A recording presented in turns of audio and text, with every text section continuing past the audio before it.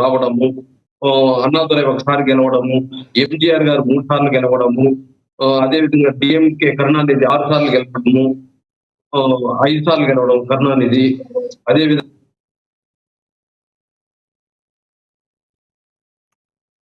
వేణుగోపాల్ గారు struck అయినట్టున్నారు. Right Venugopal గారు, నేను మళ్ళీ మాట్లాడతాను మీతో.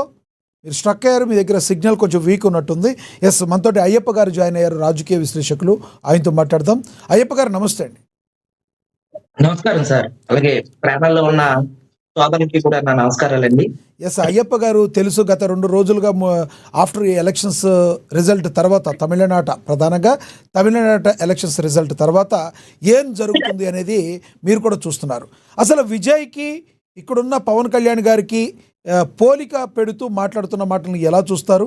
ప్రధానంగా ఆయన ఓడిపోయారు, సింగిల్గా వెళ్ళాలని మాట్లాడే వాళ్ళని ఎలా చూస్తారు? ప్రధానంగా 2019లో పవన్ కళ్యాణ్ గారు ఓటమి గల కారణాలు ఏంటో చెప్తారా? ముందుగా దేశ రాజకీయాల్లోనే ఒక చరిష్మా, ఒక నీతి నిజాయితీ కలిగిన నాయకుడిగా పవన్ కళ్యాణ్ ని ఆంధ్రప్రదేశ్ ప్రజలు ఆరాధిస్తున్నారు.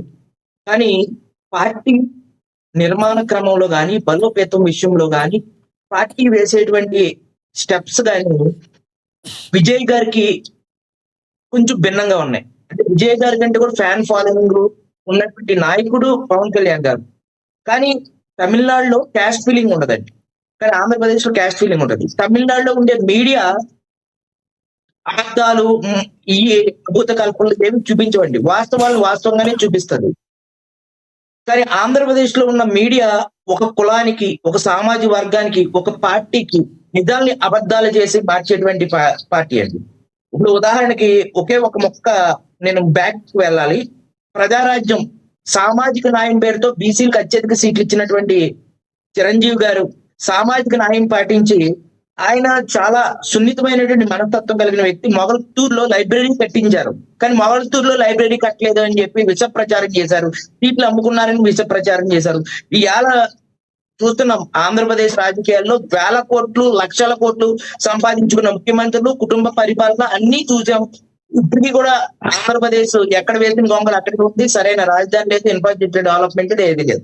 కానీ మెయిన్ పాయింట్ కి వస్తే 2019లో పవన్ కళ్యాణ్ గారు లాంటి వ్యక్తి అన్ని స్థానాల్లో గెలవలసినటువంటి పవన్ కళ్యాణ్ గారి పార్టీ ఒక సిద్ధాంత పరంగా డబ్బులు ఇవ్వకూడదు, ₹1 కూడా డబ్బులు ఇవ్వకూడదు, ఓటర్లకి డబ్బులు ఇచ్చి గెలవకూడదు అనేది ఒక సిద్ధాంతం అండి. కానీ ఆంధ్రప్రదేశ్ యొక్క ఓటర్లకి తమిళనాడు ఓటర్లకి చాలా డిఫరెన్స్. ఆంధ్రప్రదేశ్ ఓటర్లు ఎప్పుడు కూడా డబ్బు అనే ఎరకి లొంగిపోయి ఓట్లు వేసేటువంటి విష సంస్కృతి మన ఆంధ్రప్రదేశ్ లో ఉంది. ఎవడైతే అవినీతి చేసి సంపాదిస్తాడో వాడే ఎన్నికల్లో ఖర్చు పెడతాడో వాడికి మాత్రమే ఓటేస్తారు. అంతే తప్ప అందులో అభివృద్ధి లేకపోతే ఆడు మంచి నాయకుడా ఏం చూడరండి. ఇది ఒకటి, ఈ ఫ్యాక్టర్ ఒకటి ఆంధ్రప్రదేశ్ కి తమిళనాడుకి కంపారిజన్.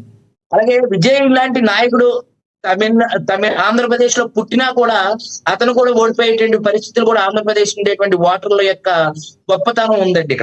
ఇక్కడ నేను 2019లో చూస్తే 2019లో పవన్ కళ్యాణ్ గారు సింగిల్ గా పోటీ చేసి ఓడిపోయారు అనే దాన్ని నేను పూర్తిగా విభేదిస్తానండి. అది పూర్తిగా పవన్ కళ్యాణ్ గారి వైఫల్యం అండి. నేను ఒక ఎనలిస్ట్ గా విశ్లేషణ చేస్తాను, ఇది విమర్శ కాదు. పవన్ కళ్యాణ్ గారి యొక్క స్వయం కృపరాధం వల్లే 2019లో జనసేన పార్టీ ఓడిపోవడానికి గల కారణం అండి. నిర్మాణ క్రమంలో పూర్తిగా లేదు, సరైన కమిటీలు లేవండి. రేపు డిఫామ్ అంటే రేపు ఎన్నికల నామినేషన్ లాస్ట్ డేట్ అనగా ఈ రోజున డిఫామ్ ఇచ్చి క్యాండిడేట్ ని కనీసం వాళ్ళ మొహం నియోజకవర్గాల్లో కూడా చూపించడానికి అవకాశం లేకుండా నైట్ ప్రిపేర్ చేసి కనీసం ఇప్పుడు ఇక్కడ విజయ్ గారు ఉన్నారు, ఒక 5 నెలలు 6 నెలల ముందు నుంచి క్యాండిడేట్ ని ప్రకటించుకున్నారు. క్యాండిడేట్లు సెలక్షన్ లిస్ట్ విడుదల చేశారు. మీ క్యాండిడేట్ మీరే అని చెప్పారు. వాళ్ళు ఆ రకంగా ప్రచారం చేసుకున్నారు విజయ్ గారి బొమ్మతోటి. కానీ ఆంధ్రప్రదేశ్ లో 2019లో పవన్ కళ్యాణ్ గారు ఆ అవకాశం క్యాండిడేట్లకు ఇవ్వలేదండి. అంటే ఇక్కడ అయ్యప్ప గారు ఒక క్వశ్చన్ అడగాలి. మీరు ఇందాక ఏదైతే విష సంస్కృతి ప్రజలని మీరు అన్నారో, గతంలో పవన్ కళ్యాణ్ గారు మీరు అడిగిన ప్రశ్నకు సమాధానం చెప్పున్నారు కదా. ఏదైతే క్యాండిడేట్లు ముందు చెప్తే వాళ్ళ మీద ఇంటికెళ్ళి దాడులు చేసి ఆ క్యాండిడేట్ని భయభ్రాంతులకు గురి చేసేది, అందుకనే నేను చెప్పలేకపోతున్నానని కూడా చెప్పారు. దాన్ని మీరు గమనించారా? నేను గమనించినా కానండి సార్, నియోజకవర్గంలో ప్రజలకి అందుబాటులో ఉన్నాడా లేదా, ప్రజలకి ఆ ముఖం తెలుసా లేదా, దాని మీద ఆధారపడి ఉంటారు సార్. మనం కప్పిపుచ్చుకోవడం, ఎటువంటి విపత్తులు కలిగినా, ఎటువంటి దాడులు జరిగినా ధైర్యంగా ప్రజల కోసం నిలబడాలి సార్. అటువంటి వ్యక్తుల్ని ఎన్నుకోవాలి. కొంత ఇప్పుడు మైదుకూరు ఉంది, మల్హోత్రా, పండిత్ మల్హోత్రా అనే ఒక వ్యక్తిని ఎంచుకున్నారు. అంతవరకు కూడా రాజకీయ నేపథ్యం లేనటువంటి ఒక వ్యక్తిని ఎంచుకున్నారు. అది నేను సంతోషపడ్డా. అతను ఎప్పుడు ఇచ్చారు? రేపొద్దున నామినేషన్ పూర్తి అయిపోతుందనగా ఈ రోజు డిఫామ్ ఇస్తే అతను ఏం చేస్తాడండి? కనీసం పవన్ కళ్యాణ్ గారి యొక్క ఏదైతే 7 సిద్ధాంతాలైనా ప్రజల్లోకి తీసుకెళ్ళకపోయాడు. అది తప్పండి. దాన్ని అభద్రతా భావంతో 2019లో సీట్లన్నీ పోటీ చేశారు, పవన్ కళ్యాణ్ గారు ఓడిపోయారు, అందువల్ల పొత్తు పెట్టుకున్నారు, పవన్ కళ్యాణ్ గారు సింగిల్ గా పోటీ చేస్తే గెలవలేరు, ఇటువంటి విష ప్రచారం ఎక్కువ జరిగే ఈ రోజున ఆయన తీసుకోవాల్సినటువంటి 60-70 సీట్లు పోటీ చేయవలసిన పవన్ కళ్యాణ్ గారిని 21 స్థానాలకి కట్టేశారండి. నేను చెప్తున్నాను, మాట్లాడితే రాష్ట్ర భవిష్యత్తు త్యాగం అని చెప్తాను. పవన్ కళ్యాణ్ గారు లాంటి నీతి నిజాయితీ కలిగిన నాయకుడు ఈ రాష్ట్రానికి అవసరం. మనం కూడా 10th క్లాస్ ఎగ్జామ్స్ లో చూసామండి, 40 మంది విద్యార్థుల్ని తన సొంత డబ్బులతో చదివించినటువంటి పవన్ కళ్యాణ్ గారు 555 మార్కులు వచ్చాయండి. నెలకు 5,000 రూపాయలు చొప్పున 40 మంది విద్యార్థులకు వేస్తున్నారు. తన సొంత డబ్బులన్నీ కూడా ప్రజలు ఖర్చు పెడుతున్నారు. అనారోగ్యంతో ఉన్నటువంటి రోగులకి, విద్యార్థులకి తనకు వచ్చినటువంటి డబ్బులు ఖర్చు పెట్టినారు. మరి అంతకంటే నిజాయితీ నాయకుడు అసలు ఎవరున్నారండి? కంపేర్ విత్ ఇప్పుడున్న రాజకీయ నాయకుల్లో కానీ, గత రాజకీయ నాయకుల్లో కానీ ఎవరైనా పవన్ కళ్యాణ్ గారు లాంటి నీతి నిజాయితీ నాయకుడు ఉన్నారా? మన రాష్ట్రంలో ఆయన గొప్ప నాయకుడు ఉన్నారా? ఆయనకి ఆయనే అండి. ఖచ్చితంగా ఆయన సీఎం అవ్వాలని చెప్పి యూత్ అందరూ కోరుకున్నప్పటికీ కూడా ఆయన అభద్రతా భావంతో నేను గెలవలేను అదే సిద్ధాంతంతో ఉన్నారు. నేను సింగిల్ గా పోటీ చేస్తే ఓడిపోతానని.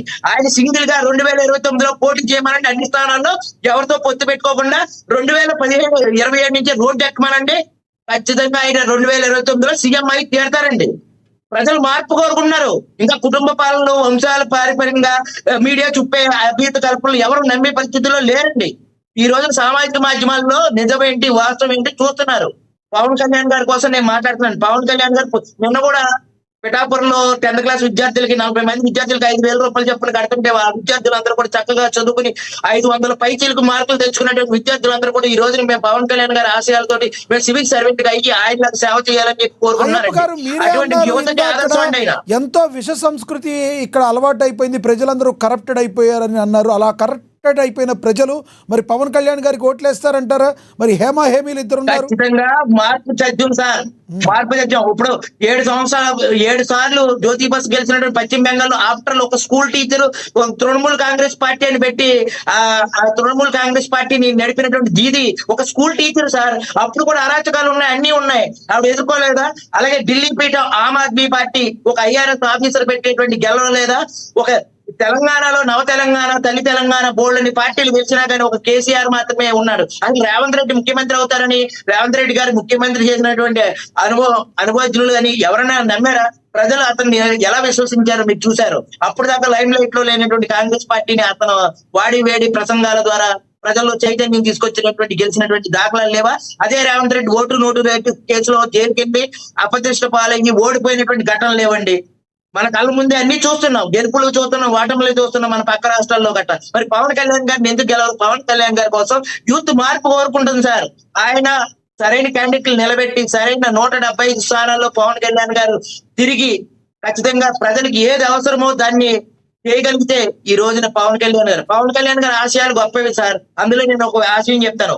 రేషన్ బదులు డబ్బులు వేయాలన్నారు. ఈ రోజున రేషన్ బియ్యం అంతా కూడా విదేశాలకు తరలిపోతుంది, ప్రజలు ఎవరూ ఉపయోగించుకోవట్లేదు. దానివల్ల ప్రజా పంపిణీ వ్యవస్థలో కొన్ని కోట్ల మేర ప్రభుత్వానికి నష్టం వస్తుంది.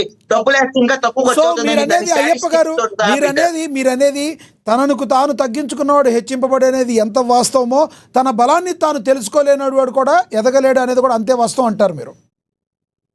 ఖచ్చితంగా సార్. నేనేమి చేయలేనని ఆంజనేయ స్వామి అనుకున్న